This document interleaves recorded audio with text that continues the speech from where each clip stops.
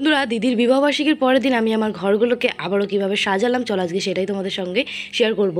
তো প্রথমত দেখো, দিদি কিন্তু ঘর বারান্দা সব হাত দিয়ে সুন্দর করে নোংরাগুলো এক জায়গায় জড়ো করে দিয়েছিল। সেই নোংরাগুলো ফেলে দিয়েছে, এখন আমি ঘরটা সুন্দর করে মুছেও নিয়েছি। তারপরে বসে পড়েছি ঠাকুরের বাসনগুলো মাজতে। তো এই ঘরগুলো গোছানো কমপ্লিট হয়ে গেছে। তারপরে চলে আসলাম আমি আমার ছোট্ট কুঁড়ে ঘরের ভেতরে। ছোট্ট কুঁড়ে ঘরের ভেতরটা ঝাড় দিয়ে সুন্দর করে কিন্তু মুছেও নিয়েছি। আর এটো বাসনগুলো আগেই রেখেছিলাম কলে।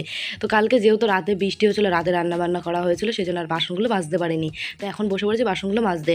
তো বোন কিন্তু আমাকে কল থেকে জল টেনে টেনে বালতিতে দিচ্ছিল, আমি বাসনগুলো ধুচ্ছিলাম। এখানে কিন্তু দিদিও আমার হাতে হাতে বাসনগুলো ধুয়ে দিচ্ছিল। তারপরে কিন্তু বাসনগুলো নিয়ে চলে আসলাম ঘরে। তো এখনও কিন্তু বাসি উঠোনটা ঝাড় দিতে পারিনি, তো যেহেতু বাইরে কাজ করছিলাম আমি, তো এখন উঠোনটা আমি ঝাড় দিলাম। কালকে প্রচুর পরিমাণে ঝড় বৃষ্টি হয়েছে, দেখো সন্ধ্যে থেকে। তো প্রচুর এখানে কিন্তু পাতা টাতা পড়ে রয়েছে, সেই পাতাগুলোকে এক জায়গায় জড়ো করে নিচ্ছিলাম আমি। তো পাতাগুলো এক জায়গায় জড়ো করে ফেলে দিয়ে আসতে হবে। তারপরে কিন্তু এখন অনেকগুলো জামা কাপড় রয়েছে, সেগুলোও কাচতে হবে।